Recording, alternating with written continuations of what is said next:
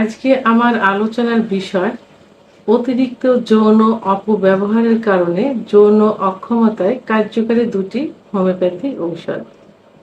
দেশের এবং প্রবাসের ভাই বোনদের প্রতি সালাম। আসসালামু আলাইকুম। যৌন অক্ষমতা বাংলাদেশ সহ এশিয়া মহাদেশের পুরুষদের জন্য খুবই কমন একটা রোগ হয়ে দাঁড়িয়েছে। অবশ্য যৌন অক্ষমতা রোগ বলা যাবে না, কারণ যৌন অক্ষমতায় কেউ মারাও যায় না, বিছানায় পড়েও থাকে না, কেউ হসপিটালে ভর্তি হয় না। কি হয় এই রোগে? স্বামী স্ত্রী পার্টনারের সম্পর্কের অবনতি করে।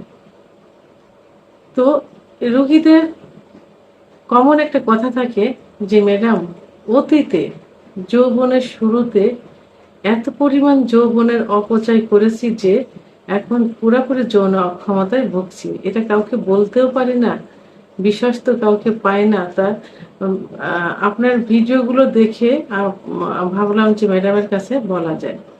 তো অনেক আস্থা নিয়ে আমার কাছে তারা বলে থাকেন।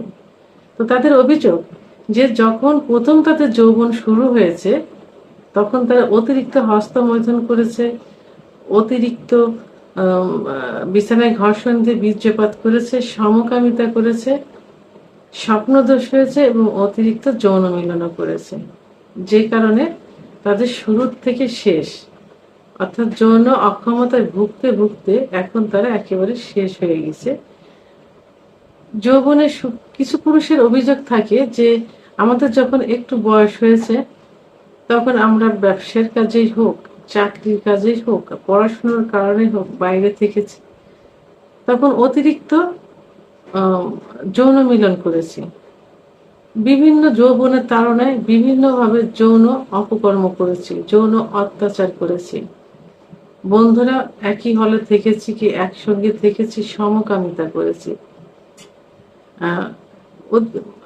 আলাদা একা থাকার সূত্র ধরে অনেক মহিলাদের সংস্পর্শে গিয়েছি, স্পর্শ পেয়েছি, সেটা ব্যবহার করেছি। এভাবে আমাদের যৌবন একেবারে শেষ হয়ে গেছে।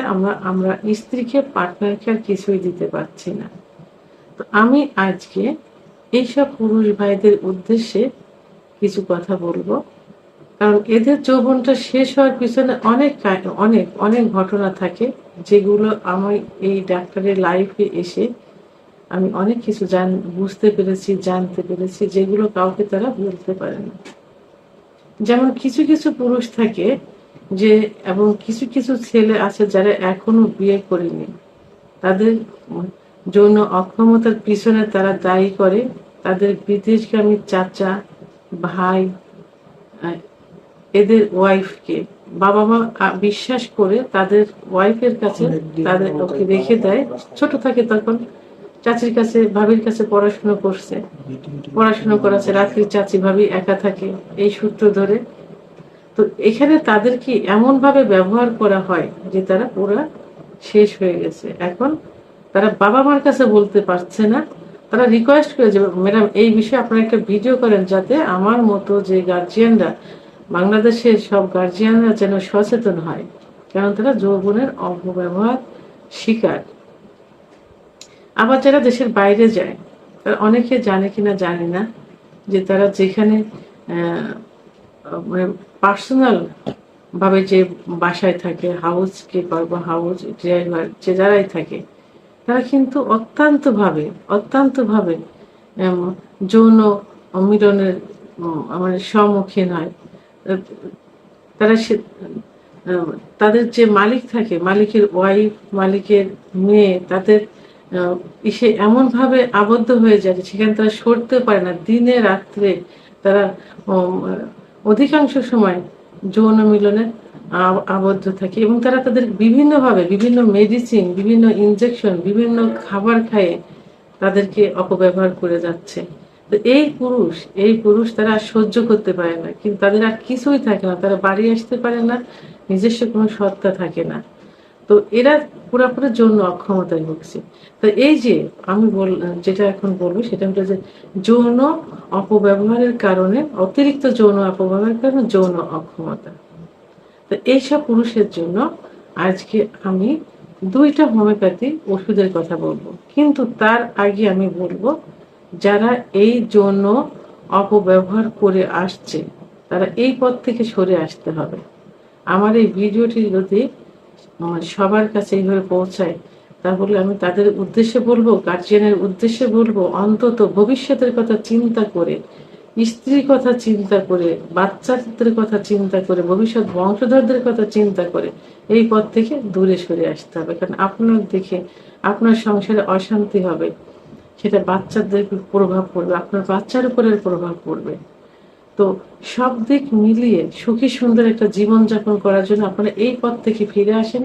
গার্জিয়ানরা এই বিষয়ে আপনার বাচ্চাদের উপর একটু খেয়াল রাখেন, তাদেরকে সচেতন করেন। এরপরে আমি যে মেডিসিন দুটো বলবো সেটা হলো 1 number agnus caste mother tincture. যারা অতিরিক্ত যৌন অপব্যবহার করছে, মাস্টারবেশন করছে বা হস্তমৈথুন করছে, বিছানায় ঘর্ষণ দিয়ে বীর্যপাত করছে, চোখ মুখ কোঠারগত হয়ে গেছে, দেখতে বৃদ্ধের মতো দেখা যায়, তাদের জন্য এই অ্যাগনাস কাস্ট মাদার টিংচার খুবই গুরুত্বপূর্ণ ভূমিকা পালন করে থাকে। ওষুধটি 10 ফোঁটা ঠান্ডা পানি সহ দিনে 3 বার সেবন করতে হবে, খাবার আধা ঘন্টা আগে অথবা আধা ঘন্টা পরে।